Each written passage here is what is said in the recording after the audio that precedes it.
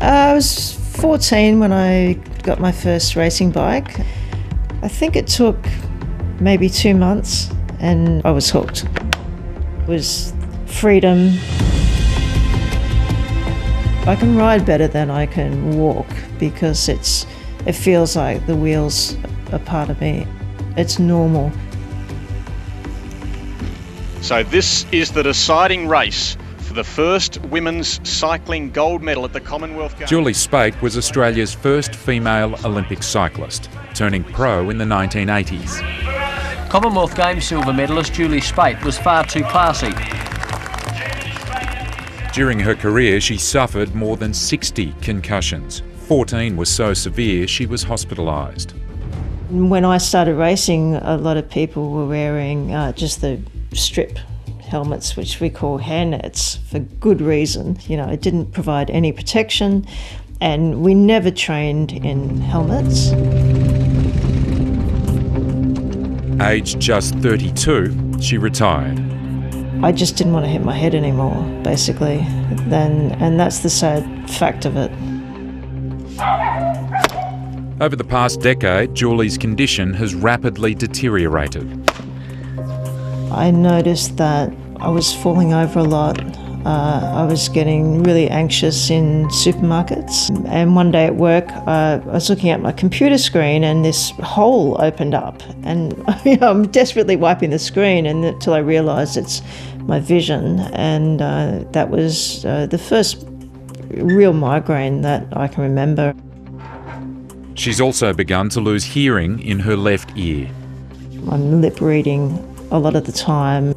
I can't get a hearing aid for it because the message is not being interpreted. My brain's not interpreting sound correctly. Hi, Rowena. Hi, Julie. How are you? Good, thanks. Earlier this year, Julie started seeing the neurologist Dr. Rowena Mobbs, an expert in concussion injuries. When I have had a migraine, it's been quite bad. Both suspect Julie has the brain disease CTE.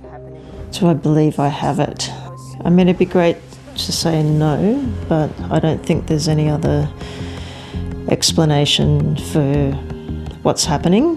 CTE, or chronic traumatic encephalopathy, is a fatal brain disease that can only be diagnosed after death. Its development is associated with repeated head trauma, like concussion, and also milder subconcussive blows. Subconcussion is where there are no symptoms at all from a head knock. So the little knocks in sport or other occupational circumstances or the military or even domestic and family violence. We're certainly going to treat what we can here. Dr. Mobbs leads a team of researchers at Macquarie University. Their most recent project, which is currently being peer-reviewed, examined the first signs of CTE in different athletes with a history of head trauma, not just footballers. In that report, provided exclusively to 730, it's observed nearly a third are exhibiting dementia-like symptoms before the age of 65, compared to less than 1% of the general population. So we're talking people in their 40s, 50s or 60s experiencing a dementia syndrome.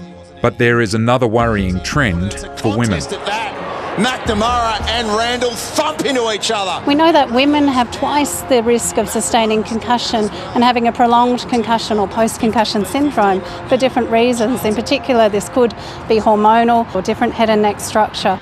In 2017, Emma Grant was appointed vice-captain of Collingwood's first women's AFL team. Chips the kick, but it's straight, and the Pies get their second. She was the first player in the AFLW to suffer a concussion during a game. Emma Grant still in some distress here. Then at the beginning of the 2020 season, Emma suffered another. Her head slammed to the ground after being pinned in a tackle during a practice match. And it wasn't until sort of 24, 48 hours later that the symptoms really started to come to, and the fogginess, the irritability, the light, but then things like just getting my head up off the pillow, it just created this huge pressure in my brain. I'd never seen her like that before. It was pretty confronting and quite scary. I mean, I'd married her 12 months prior and she was a totally different person. Still unwell 3 months later, Emma was forced to retire. Tests show she hasn't fully recovered 18 months on. My eyesight, I know I have to wear my glasses a lot more than I ever did. Driving a car, I get exhausted and I can't drive for sort of more than half an hour, 45 minutes. Yeah, it does worry me that I'll never get back to 100% because I know right now I'm not, but I also know that where I was in February, March last year compared to where I am now, I'm like so much better. Emma's now moved into coaching and knows the game needs to adapt. It's all about, educating them regarding how to position their head, tackling, all those sorts of things, and that starts at a junior level. And again. We're not going to stop every concussion, I understand that, but if we can minimise that, that's a number one goal.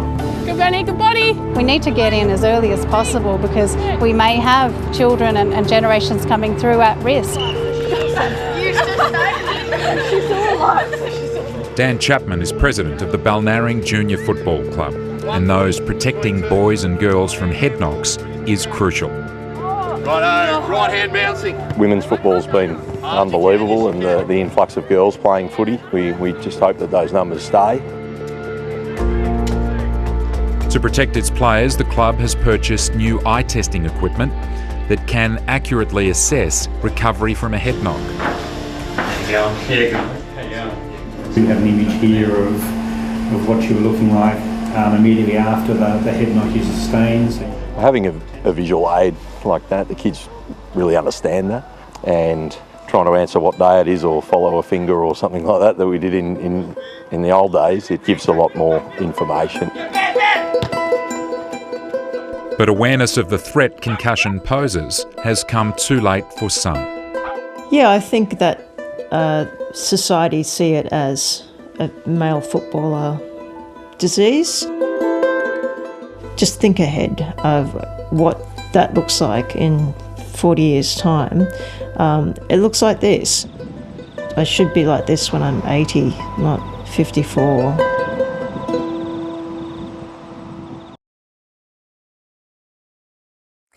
Hi, I'm Lee Sales. Thanks for watching this story. If you'd like to watch more of 730's stories, they are on the left of your screen. And tap on the button below to subscribe and get the latest from ABC News.